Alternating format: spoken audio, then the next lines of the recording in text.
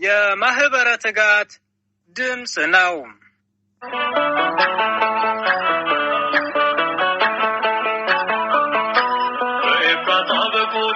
በስመ አብ ወወልድ ወመንፈስ ቅዱስ አሐዱ አምላክ አሜን። እነሆ ለሕዝብ ሁሉ የሚሆን ታላቅ ደስታ የምስራች እነግራችኋለሁና አትፍሩ። ዛሬ በዳዊት ከተማ መድኃኒት እርሱም ክርስቶስ ጌታ የሆነ ተወልዶላችኋልና፣ ይህም ምልክት ይሆንላችኋል፣ ሕፃኑ ተጠቅሎ በግርግም ታገኙታላችሁ። የሉቃስ ወንጌል ምዕራፍ 2 ከቁጥር 10 እስከ 11። ሰላም ጤና ይስጥልን ውድ አድማጮቻችን። ትጋት የአባታችን የአባ ዮሐንስ የመንፈስ ቅዱስ ፍሬዎች እንደምን ሰነበታችሁ? የእግዚአብሔር ሰላም በያለንበት ከሁላችን ጋር ይሁን፣ አሜን። እንኳን ለጌታችን ለመድኃኒታችን ለብርሃነ ልደቱ በሰላም አደረሳችሁ። ይህ ዕለታዊ መንፈሳዊ የዜና መርሃ ግብራችን ነው። በዛሬው የዜና ሀተታችን ገና ማለት ምን ማለት ነው በሚል ይዘንላችሁ ቀርበናል። ከዜናው ጋር አብረናችሁ ቆይታ የምናደርገው እኔም ወንድማችሁ ወልደ ሰንበትና እህታችን እህተ ማርያም በጋራ በመሆን ነው። እስከ መርሃ ግብራችን ፍጻሜ አብራችሁ እንድትቆዩ እየጋበዝኩ እኔ ወደ ዝርዝር ዜናው አልፋለሁ። ገና የሚለው ቃል ጌና ከሚለው የጽር ቃል የተወሰደ ሲሆን ትርጉሙም ልደት፣ ገናና፣ ታላቅ ርዕሰ በዓላት ማለት ነው። ይኸውም የጌታችን የመድኃኒታችን የኢየሱስ ክርስቶስ የልደት በዓል ማለት ነው። ይህስ እንደምንድን ነው ቢሉ የመጀመሪያው ሰው አዳም ሕግ ጥሶ ትእዛዝ አፍርሶ አትብላ የተባለውን በልቶ ከአምላኩ ተለየ። በሞተ ሥጋ ሞተ ነፍስ፣ በርደተ መቃብር ርደተ ገሃነም እሳት ተበይኖበት ሲያዝን ሲተክዝ እግዚአብሔር ሐዘኑን አይቶ ልመናውን ሰምቶ በሐሙስ ዕለት ወበመንፈቃ ለዕለት እትወለድ እምውለተ ወለትከ ወትቤዘው በመስቀሌ ወበሞቴ ብሎ ቃል በገባለት መሰረት የጠፋውን ሊፈልግ ራሱን ባዶ አድርጎ መጣ። ሕዝብ ሁሉ ይጻፍ ዘንድ ከአውግስጦስ ቄሳር ትእዛዝ ወጣ። የሉቃስ ወንጌል ምዕራፍ 2 ከቁጥር 1። ዮሴፍ ይጻፍ ዘንድ ድንግል ማርያምን ይዞ ወደ ቤተልሔም ሄደ። ከዚያም ሳሉ የመውለጃዋ ጊዜ ደረሰ። ለእንግዳ የሚሆን ማረፊያ ቢያጡ ከከብቶች በረት አደሩ። በሴቶች የሚደርሰው ሳይደርስባት ሕማም ምጽ ሳይሰማት ድንግልናዋ ሳይለወጥ በድንግልና የጸነሰችውን ልጇን በድንግልና ወለደችው። ልደቱን ያለ ዘር ያለ ሩካቤ ያደረገው ቀዳሚ ልደቱን ለመግለጽ ነው። ድህረ ዓለም ከመቤታችን ያለ አባት መወለዱ ቅድመ ዓለም ከአብ ያለ እናት መወለዱን ያጠይቃልና ልደት ቀዳማዊ ታወቀ በዳህራዊ ልደት እንዲል ሃይማኖት አበው። ሌላው የተነገረው ትንቢት ይፈጸም ዘንድ ነው። ይኸውም ስለዚህ ጌታ ራሱ ምልክት ይሰጣችኋል፣ እነሆ ድንግል ትጸንሳለች፣ ወንድ ልጅም ትወልዳለች፣ ስሙንም አማኑኤል ብላ ትጠራዋለች። ትንቢተ ኢሳይያስ ምዕራፍ 7 ከቁጥር 14። ምሳሌ አዳም ከእህቱም ምድር ተገኝቷል፣ ሔዋንም ከእህቱም ገቦ ተገኝታለች። ይህም ጌታ በእህቱም ድንግልና ተጸንሶ በእህቱም ድንግልና ለመወለዱ ምሳሌ ነው። የተወለደው በቤተልሔም መሆኑ ይህም ትንቢት አለው። እነሆ በኤፍራታ ሰማነው፣ በዱር ውስጥም አገኘነው። ወደ ማደሪያዎቹ እንገባለን፣ እግሮቹ በሚቆሙበት ስፍራ እንሰግዳለን። መዝሙረ ዳዊት መዝሙር 131 ከቁጥር 6። እስከ 7 እንስሳት ጌታቸውን አውቀው እስትንፋስ ገብረውለታል። ቁረ ሌሊቱን ለመግለጽ ነው። በዚያም ስፍራ መንጋቸውን ሲጠብቁ ያደሩት እረኞች የጌታን ልደት በመልአኩ ቃል ተበስሮላቸው ከመላእክት ጋር ሆነው በአንድነት አመስግነዋል። መላእክቱም ሰማይ መንበሩ ምድር መካሄደ እግሩ የሆነለት አምላክ በአጭር ቁመት በጠባብ ደረት ተወስኖ በጎል ተኝቶ በጨርቅ ተጠቅሎ አይተውት ደስ ብሏቸው ወደ ሰማይ ቢያርጉ ከባህሪ አባቱ ከአብ ከባህሪ ሕይወቱ ከመንፈስ ቅዱስ ጋር በሕሪና ከመንበሩ አይተውት ስብሐት ለእግዚአብሔር በሰማያት ብለው አመስግነው በጣዕም ላይ ጣዕም በጸጋ ላይ ጸጋ ተጨምሮላቸዋል።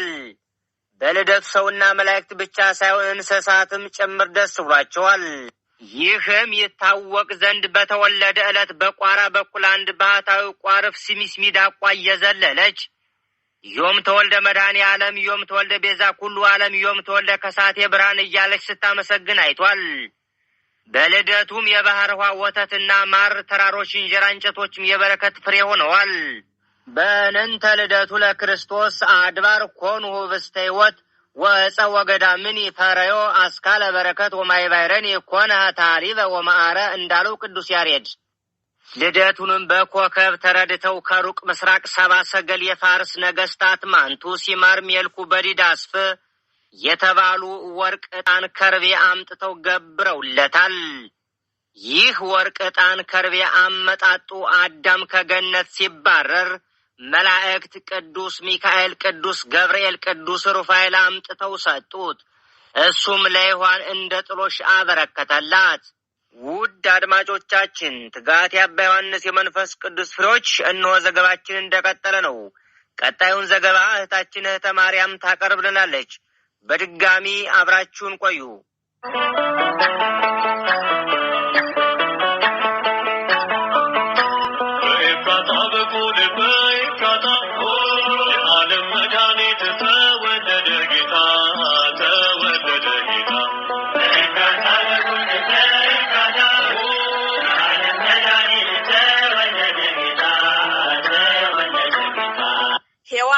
ሴት ከሴት ሲወርድ ሲዋረድ ከኖህ ደረሰ። ኖህ ከመርከብ ከወጣ በኋላ ለሴም ሰጠው። ሴም ለመልከጼዴቅ አስጠበቀው። መልከጼዴቅ ለአብርሃም ሰጠው። ከአብርሃም ሲወርድ ሲዋረድ ከዳዊትና ከሰለሞን ደረሰ። ከነሱም በመቀጠል ከአክዓዝ ደረሰ። በአክዓዝ ዘመን ቴልጌልፌልሶር ማርኮ ወስዶ ከቤተ መዛግብት አኑሮታል። የሰባ ሰገል አባታቸው ጀረደሻ ይባላል። ፈላስፋ ነበር። አንድ ቀን ከውሃ ዳር ሆኖ ሲፈላሰፍ በሰሌዳ ኮከብ ድንግል ሕፃን ታቅፋ አየ።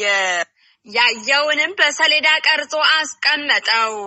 ሲሞት ለልጆቹ ልጆች እንዲህ ያለ ኮከብ ሲወጣ ባያችሁ ጊዜ ሰማያዊ ንጉሥ ይወለዳልና ይህንን ወስዳችሁ እጅ ንሱ ብሎ ወርቅ፣ ዕጣን፣ ከርቤውን ሰጥቷቸው አርፏል። ጌታ የተወለደ ዕለትም ኮከቡን አይተው አባታችን ያለው ደረሰ ብለው ኮከቡ እየመራቸው የተወለደው የአይሁድ ንጉሥ ወዴት ነው እያሉ ቤተልሔም ደርሰው ወርቁን ለመንግስቱ፣ ዕጣኑን ለክህነቱ፣ ከርቤ ለሞቱ ምሳሌ ነውና እጅ ነስተው ሰግደው አቅርበዋል።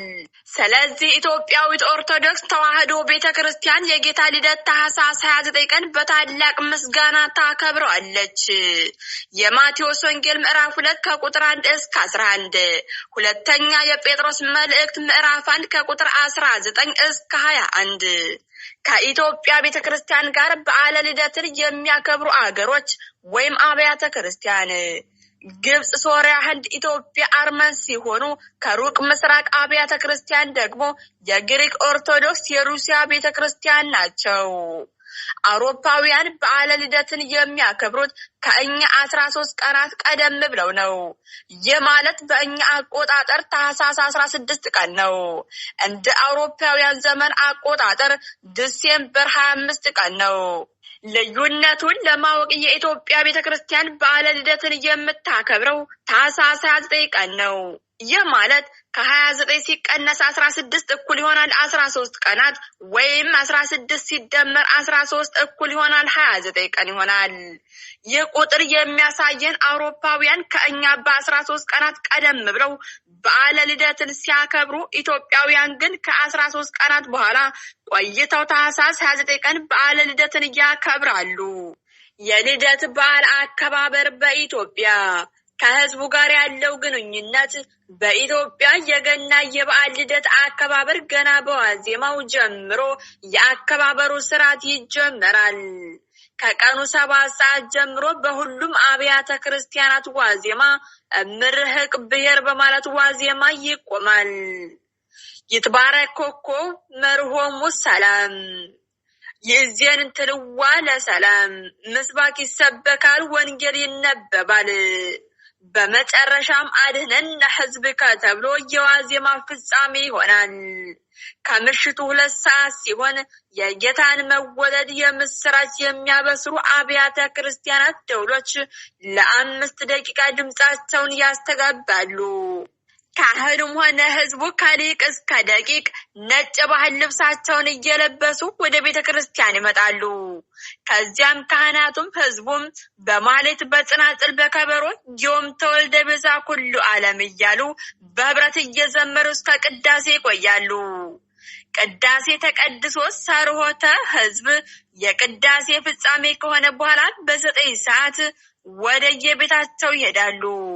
ከነጋም በኋላ ዘመድ ከመጠየቅ አስቀድመው በአካባቢ ያሉ ድሆችን ጠርተው በአንድ ላይ ዘመድም ሆነ ድሃው ሁሉ በአንድ ላይ በቤት የተገኘውን አብረው ይቀምሳሉ፣ ስጦታም ይለዋወጣሉ። ቤታቸውንም ቀጤማ ፊላ በመጎዝጎዝ አበባ በማዘጋጀት ያሳምሩታል። የሚበላውም የሚጠጣውም በሰፊው ይቀርባል። ማለት ዳቦ በመጋገር፣ ጠላ በመጥመቅ፣ ጠጅ በመጣል፣ በግ ዶሮ በማረድ፣ ሰንጋውን በመቁረጥ በዓሉን ያከብራሉ። የልደት ዕለት መሶብ ሁሉ ሳይቀር በተለይ በከተማ አካባቢ አጊጦ ይውላል። ስለዚህ ልደት እሶ በኩሉ ልደት ጸውአኒ በካልእ ዕለት ተብሏል። የሀገሬው ሰውም እሰይ ጌታ ተወለደ፣ ዲያብሎስ ልቡ ነደደ እያሉ መንፈሳዊ ስሜቶቻቸውን ይገልጻሉ። እረኞችና ባህላቸው። እረኞቹ በዚህ ዕለት በቡድን ሆነው ገናን ይጫወታሉ። በትራቸውን እየሸለሙ ደስታቸውን ይገልጻሉ። ይህ የሚደረገው ዮም መላእክት ወሰብ አሃደ መርአተ ኮኑ፣ ዛሬ ሰውና መላእክት አንድ ሆነዋል ከሚለው በማያያዝ ነው። የሉቃስ ወንጌል ምዕራፍ 2 ቁጥር 15። በትሩም ሽልምልም መሆኑ በያዕቆብ በትር ምሳሌ ነው። ያዕቆብ ልብን ለውዝ ኤርሞር ከሚባሉት እንጨቶች እርጥብ በትርን ወስዶ በበትሮች ውስጥ ያለው ነጭ እንድታይ ነጭ ሽምልመሌ አድርጎ ጣላቸው። የጣላቸውንም በትሮች በጎቹ ውሃ ሊጠጡ በመጡ ጊዜ በውሃ ማጠጫው ገንዳ ውስጥ በጎቹ ፊት አኖራቸው። በጎቹ ውሃ ሊጠጡ በመጡ ጊዜ ይጎመጁ ነበር። በጎቹም በትሮቹን አይተው ከመጎንጀታቸው የተነሳ ጸነሱ። በጎቹም ሽምልመሌ መሳይና ዝንጉርጉር ነቁጣም ያለበትን ወለዱ። ኦሪት ዘፍጥረት ምዕራፍ 29 ከቁጥር 37 እስከ 40። ያዕቆብ የራሱ የሆነውን ጥሪት ንብረት ለመለየት ሲል መልአኩ በህልም በነገረው መሰረት በመታዘዙ የእግዚአብሔር በረከት አገኘ። በጎቹም በዙለት። ያ ባህል ያ ልምድ በእረኞቻችን የሚፈጸመው ከጥንት ተይዞ የመጣ ነው። ይኸውም ሁሉ የፍቅር ምልክት ነው። እረኞችና መላእክት አብሮ መዋላቸው ሰውና እግዚአብሔር የታረቁ መሆኑን የሚያስረዳ ነው።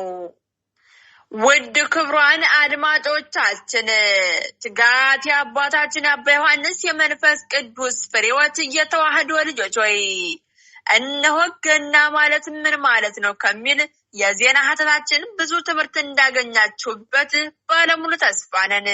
ሰላም ወስብሐት ለእግዚአብሔር ወለወላዲቱ ድንግል ወለመስቀሉ ክቡር አሜን።